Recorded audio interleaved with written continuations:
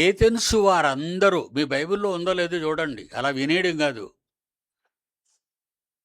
మీకు తెలీదు కానీ రాయరు, నేర్చుకోరు, ప్రసంగాలు మొదలెడతాడు వీడు మొహానికి. వాడికి ప్రసంగం ఇచ్చిన వాడిది తప్పే, వాడు తప్పే. ఆడి చేత అన్ని దారుణమైన మాటలు మాట్లాడించారు. అసలు వాడికి ఎవరిచ్చారు వాక్యం చెప్పమని? వాడికి బైబుల్ రాదు, ఓనామహాలే బైబుల్లో ఉన్నవి వాడికి రావు. వాడు చెప్పడం ఏంటి బైబిల్? ఇలాంటివేనండి ఈరోజు ప్రపంచం అంతా ఉన్నవాళ్ళు. అబద్ధికులు, దొంగ బోధకులు. ఏథెన్సు వాళ్ళు ఎలాంటి వాళ్ళని వాళ్ళ క్యారెక్టర్ చెప్తున్నాడు చూడండి. ఏదో ఒక కొత్త సంగతి చెప్పుటయందును వినుటయందును మాత్రమే తమ కాలం గడిపేవాళ్లే తప్ప నేర్చుకున్నవారు కాదు, చెప్పగలిగినంత స్తోమత లేనివారు. కానీ లోకానికి వైతెన్సు వారు చాలా జ్ఞానులు. లోకానికి జ్ఞానులైనంత మాత్రాన్న బైబిల్ ఎరిగిన వారు అని చెప్పే అధికారం ఎవ్వడికీ లేదు. అది బైబిల్ చెప్పింది ఏమని? ఏథెన్సు వారందరూ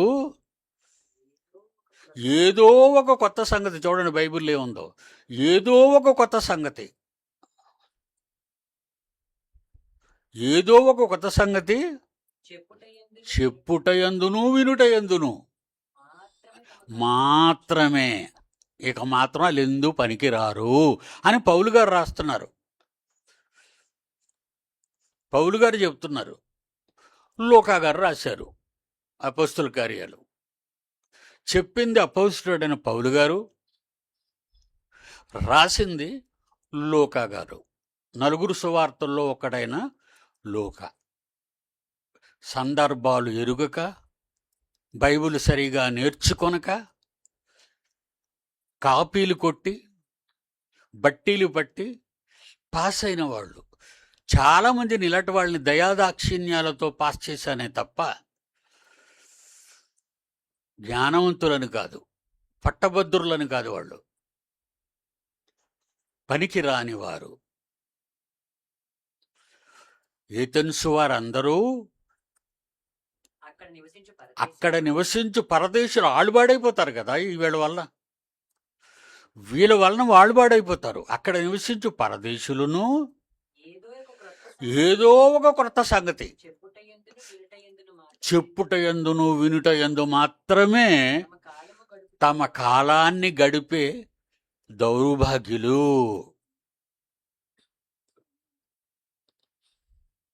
తమ కాలాన్ని గడిపే దౌర్భాగ్యులు. అలాంటి వాళ్ళు గలతి సంఘంలో ఉన్నారు. వచ్చేయండి గలతి పత్రికకి. గలతి పత్రిక 1వ అధ్యాయం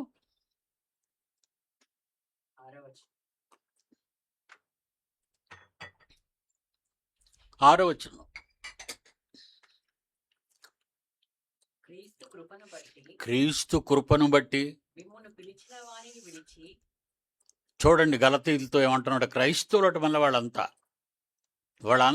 క్రైస్తవులు, గలత సంఘంలో ఉన్నవాళ్ళు, పౌలు బోధ విన్నవాళ్లే, అపోస్తలుడైన పౌలు చెప్పిన బోధలు విన్నవారే.